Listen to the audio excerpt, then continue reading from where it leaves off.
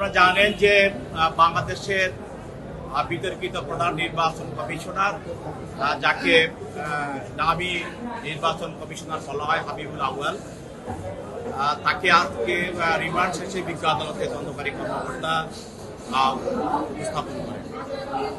তার বিরুদ্ধে আজকে রিমান্ড প্রার্থনা করা হয় নাই। জিজ্ঞাসাবাদ শেষে তাকে আজকে উপস্থাপন করা হয়। তার পক্ষে তার আইনজীবীরা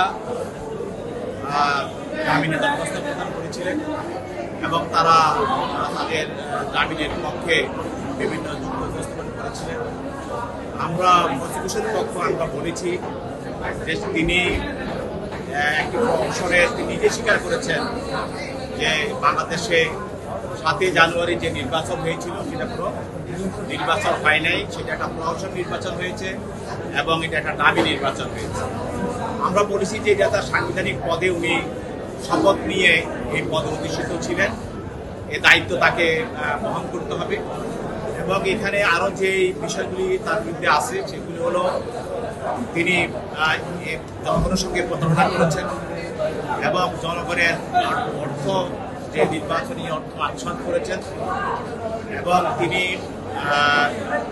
বিশ্বাসভঙ্গ করেছেন এবং তিনি বাংলাদেশের নির্বাচনের সময় সারা বাংলাদেশে যারা নির্বাচনের সঙ্গে সম্পৃক্ত ছিল সবাইকে বিভিন্নভাবে তিনি অর্থ প্রদান করে তাদের দ্বারা তিনি এই নির্বাচনটাকে তিনি প্রভাবিত করেছিলেন এবং তিনি নির্বাচনে যে রেজাল্ট সেই রেজাল্ট নিয়ে তিনি দ্বিচারিতা করেছিলেন। তিনি একবার বলেছিলেন যে 23% উপরে ভোট পড়েছে, 1 ঘন্টা পরে আবার বলেছেন 40% ভোট পড়েছে। সাংবাদিক ভাইয়েরা জিজ্ঞেস করেছিল যে তখন আপনি তো এর মাঝে কোথায় ছিলেন, আপনি তখন তো কোনো বক্তব্য দেন নাই। তখন বলেছে আমি 1 ঘন্টার জন্য ঘুমিয়েছিলাম। এই ধরনের তামাশাপূর্ণ নির্বাচন এবং এই ধরনের প্রহসনমূলক নির্বাচন, এছাড়া তিনি রাষ্ট্রের সংবিধানের যে শপথ সেটা ভঙ্গ করে তিনি রাষ্ট্রদ্রোহিতামূলক কাজ করেছেন এবং তিনি অপরাধমূলক ফ্যাসিস্ট হাসিনার সঙ্গে তিনি আঘাত করে তাকে ক্ষমতায় টিকিয়ে রাখার জন্য যে প্রশাসন নির্বাচনটা করেছেন সেই জন্য তিনি অপরাধমূলক ষড়যন্ত্র করেছেন। এই অপরাধগুলো তার বিরুদ্ধে আমরা আনয়ন করেছি। আমরা বলছি তার আজকে যে মামলার যে ধারাগুলো আছে তার মধ্যে জামিন অযোগ্য ধারা আছে। এছাড়াও এই ব্যক্তি এখন সারা দেশের জনগণের কাছে একজন ধিকৃত ব্যক্তি, জনশত্রু এবং গণশত্রু হিসাবে আজকে তারা পরিণত।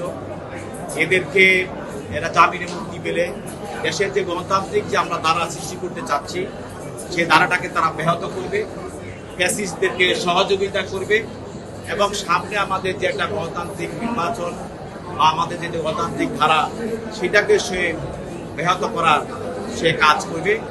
এই ধরনের ব্যক্তিকে জামিন দেওয়া সম্মুখীন হবে না। আমরা এই জন্য তার জামিনের বিরোধিতা করছিলাম। বিজ্ঞ আদালত উভয়ের বক্তব্য শোনার পর তাদের জামিনের দরখাস্ত নামঞ্জুর করে তাকে CW মূলে জেল হাজতে পারবে।